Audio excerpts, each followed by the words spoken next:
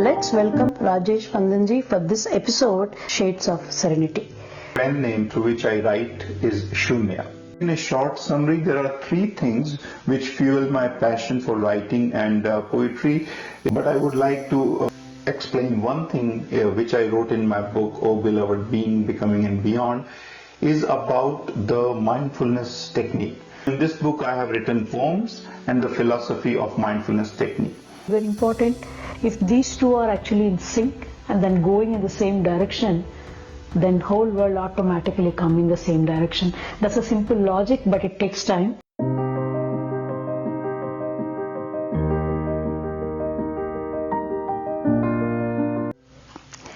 Namaskaram. All the listeners and viewers, welcome to Anaganaga. I'm using this platform Anaganaga for a storytelling. I would like to introduce passionate personalities in various art forms. Anaganaga is more kind of a storytelling. Story is not just a story, sharing the life experiences. These life experiences could be inspirational for people like me and many more. Without further delay, I would like to introduce a great personality, which I know him from past 80 years. I know him from his profession, but after interacting with him in various events, social service activities, I experienced a different person him. He has shades of serenity. He is none other than Rajesh Vandanji. Without any further delay, let's welcome Rajesh Vandanji for this episode. This episode title is Shades of Serenity. Welcome to Anaganaga. Namaskaram, Rajesh ji. Thank you, Hemaji. And I would like to express my deepest gratitude to this platform. And I am very much happy to share my personal story on yoga and meditation philosophy. Thank you again. Rajesh ji, though I know you, but I wanted all my listeners and viewers know more about you. How do you introduce yourself? My given name is Rajesh, and my pen name through which I write is Shunya. From an early age, I was very much curious to know the essence of reality, the true reality beneath the body and mind framework, which is actually our own consciousness. Therefore, I started studying various philosophies, Eastern and Western philosophies, practiced meditation techniques, and then my self-defined goal is to reset the human consciousness to a level where everyone feels calm, joyful for themselves, as well as share this with others in life. I do express my understanding, my learnings in the form of writings like books, poems, articles, and I have published books which have got Amazon Best-Selling Award as well. And to materialize all my learnings, myself and my wife Simpi, we have founded an organization called Shunya Yoga and Meditation, through which we disseminate the yogic and meditation authentic techniques to the people. At a personal level, I live in Seattle, Washington with my family, and I work for a reputed organization in product management discipline. Thank you. Thank you, Rajesh. Such a wonderful introduction. I think this title perfectly apt for you. You are a Shades of Serenity. I heard you do writing and you do poetry and you practice yoga and mindfulness. That's what called SYM. I'm very much excited and very much interested, really honored to talk to you today, and I hope my viewers and listeners do the same thing. So let's go into more detail and maybe understand from your writing point of view and the poetry point of view and the SYM point of view. I want my listeners and viewers know more about your writing and poetry. What inspired you to start writing either books or poetry? Thank you.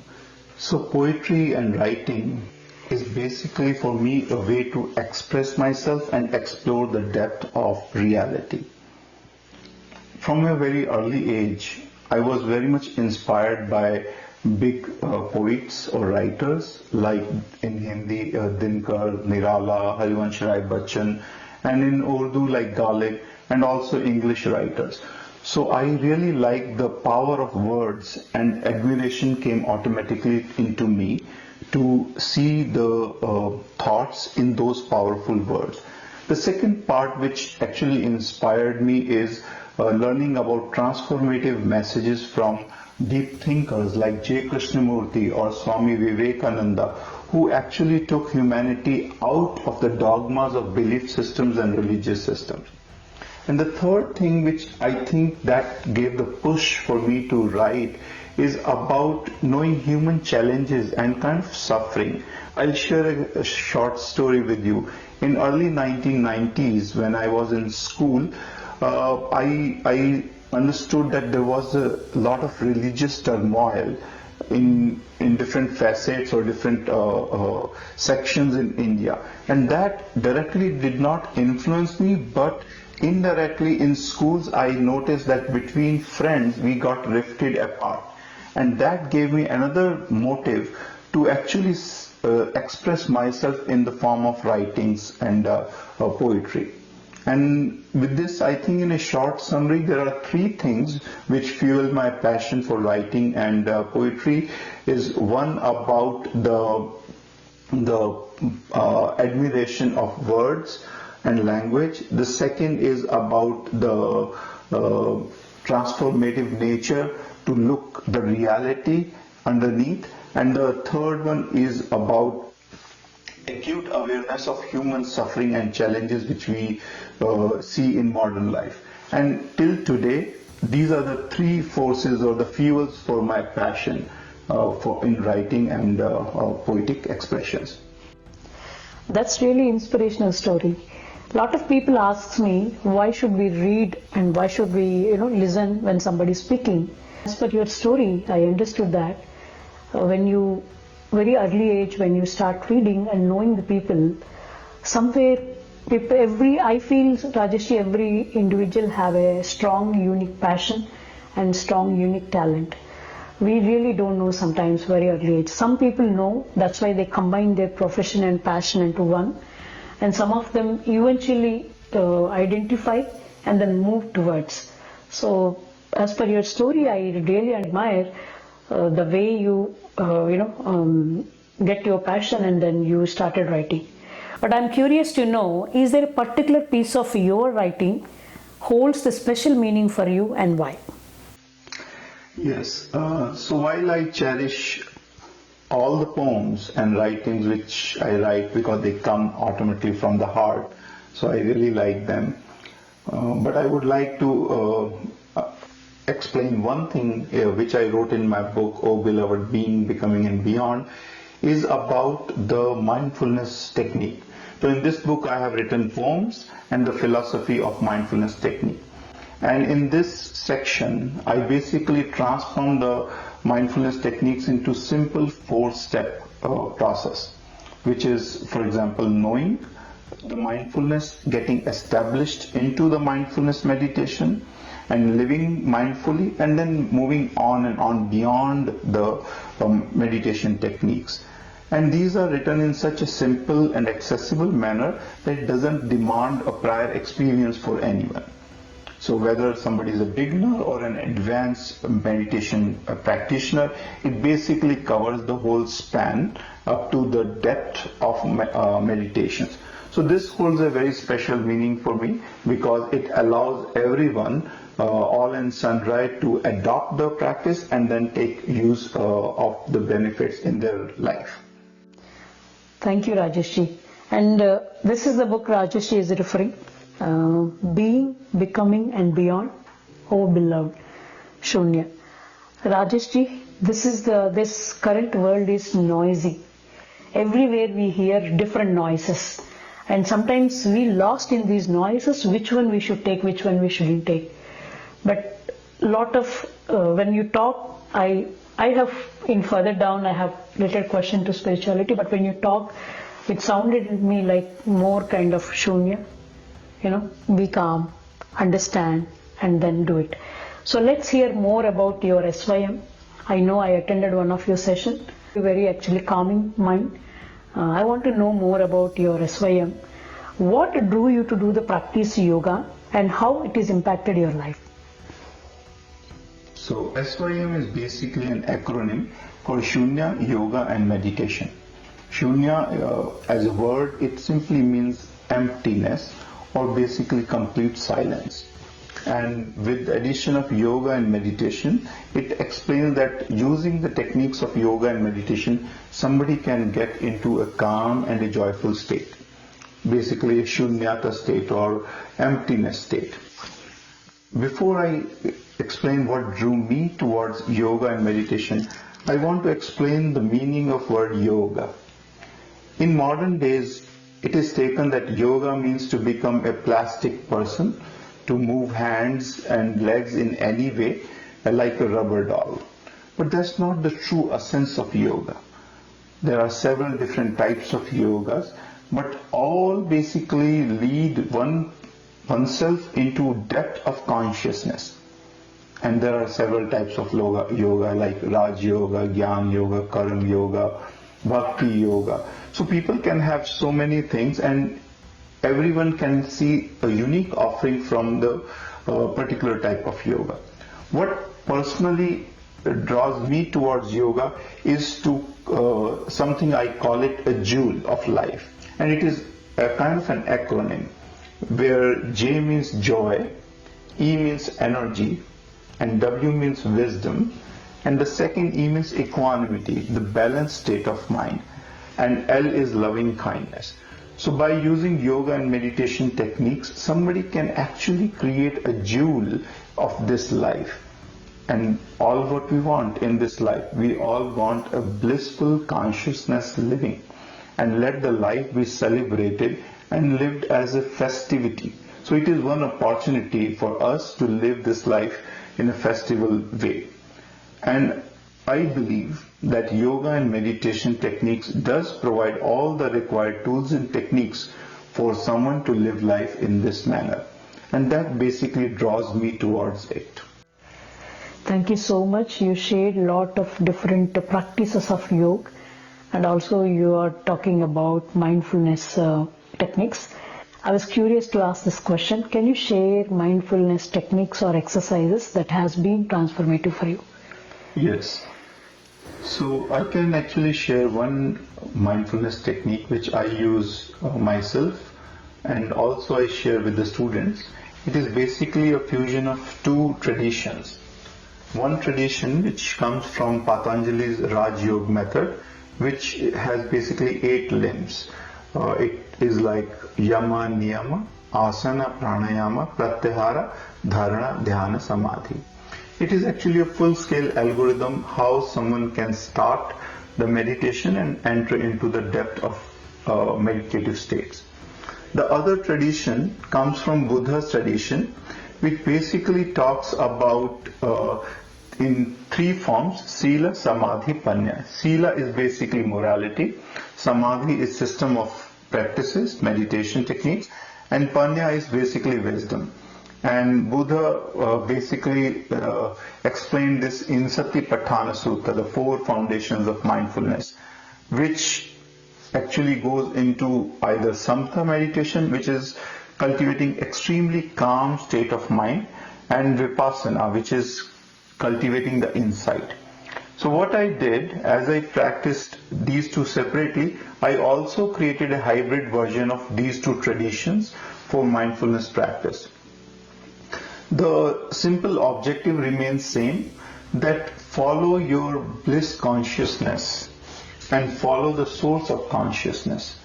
And it starts with first centering of body and mind, attaining a stable and a comfortable posture, and then basically tuning the awareness with the breath. So taking breath as object of meditation and tuning the awareness with the breath. And when the mind settles down along with the breath, then very gently shifting the mind to the body awareness, how our body is responding, reacting in this very moment. And from the body awareness, we can shift the attention for awareness to the mental objects, what thoughts are arising and disappearing in the mind. And we will see sooner or later, mind will become like a calm lake. A deep serenity will appear in the surface of mind. And we will also start seeing the gaps between the thoughts. Gently turning the attention to the gap between the thoughts, we will feel more and more calm states, which are more joyful states. Because calmness and inner joy are basically a connected phenomena. And with this, we enter into pure awareness. When we shift the awareness to the source of awareness, the one who is becoming mindful, then we enter further deep down into the meditative state. And finally, we rest as it is, just as a pure being in our own awareness. So in this way, we follow from a very objective breath meditation to a deep calm state. And this is one thing. And one last thing is that one has to practice meditation on the meditation pillow and also in their regular life. So this basically completes the meditation technique during the formal practice as well as living the daily life. And I want to quote one last thing, like Dalai Lama said, that if every 8-year-old kid learns how to meditate, then we can remove the violence from this planet in just one generation. So that is the power of mindfulness meditation. Thank you so much. You gave a lot of techniques and so many words, and especially thank you for the quote from Dalai Lama. That's the thing is required in the current world. Everybody starts about selfishness, thinking about so many things, and then if they don't get, they do what they want. They're doing whatever they want to get that. So, but absolutely, you mentioned that. People say there is an age for everything, and always they say that they take time. Okay, it's not now. Lot of people, when I started bhakti little early age, lot of my neighbors or relatives used to say, no, this is not the age for bhakti. You have an age, certain age. But as you mentioned, yes, there is a saying, you should start teaching things at an early stage. That's live for a long.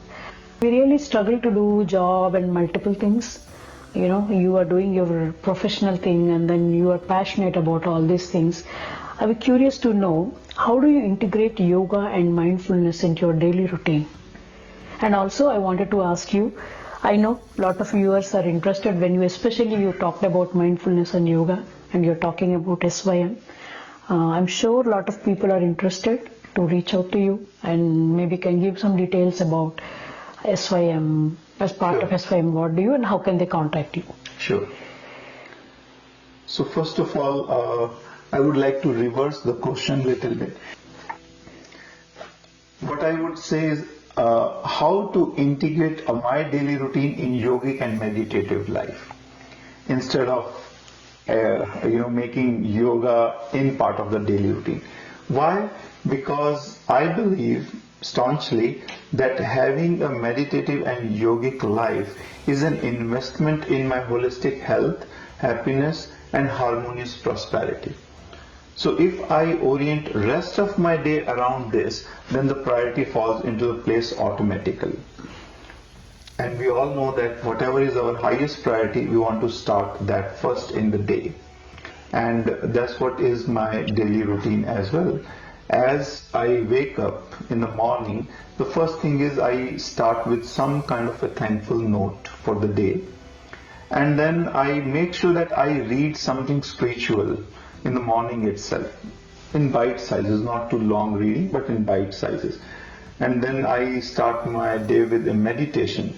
It mostly includes pranayama and mindfulness meditation. Then during the day itself, in the midday, if I find something, some time, then I will sit again. Otherwise, I'll just remember those spiritual nuggets which I read in the morning or anything in general. And later in the evening, then I spend around 1 hour in doing either physical yoga, doing exercise or cardio or anything, until the evening when I sleep. Then I just do a very gentle practice of meditation. Now the thing is that the most important thing is that the entire day is planned according to the lifestyle of a yogi or meditative person.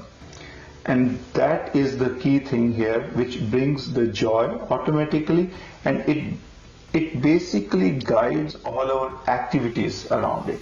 So this is how basically someone should do to make it a pivotal activity of their life and then change their lifestyle around it, and things will start falling in place. One thing which I was thinking as you asked about SYM, Shunya Yoga and Meditation, if someone is eager to learn yoga and meditation, they can connect with me either through my website, which is shunyapragya.com, or there is a phone app as well. Someone can download the phone app and then can book a free session with me to design and basically discipline to learn the discipline of yoga, and then I will be very happy to share that. And these are the details we can share after the session as well. Thank you so much for talking about SYM. And viewers and listeners, if you're really interested, actually I had one session with Rajesh, and he hosted actually a couple of sessions in Seattle, in library and some other community centers, and very good response. And he have a special sessions for youth, to calm them, and then how they can handle their stress. All of them are part of their courses, very interesting. I recommend all of you, when you get chance and time, because we do lot of things in the world. We spend our whole day for the entire world. Somebody said in one of their beautiful quotation, we never think about our body and mind. So our body and mind is very, very important. If these two are actually in sync and then going in the same direction, then whole world automatically come in the same direction. That's a simple logic, but it takes time.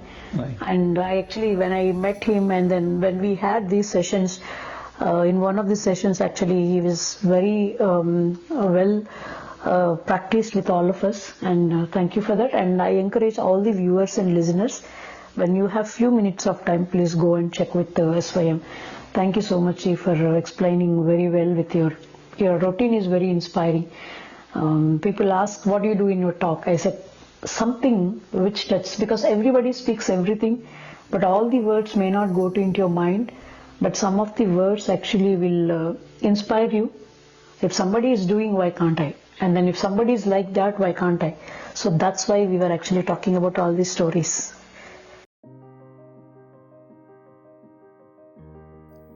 That wraps up part 1. But there is so much more to uncover. Please stay tuned and let's keep the conversation going in Shades of Serenity Part 2. Dear viewers and listeners, to learn more about yoga and meditation, please visit their website shunyapragya.com. SYM stands for Shunya Yoga and Meditation, and their website is shunyapragya.com. Let me spell for you: shunyapragya.com. shunyapragya.com. Stay tuned to Anaganaga to watch my upcoming episodes. Thank you so much.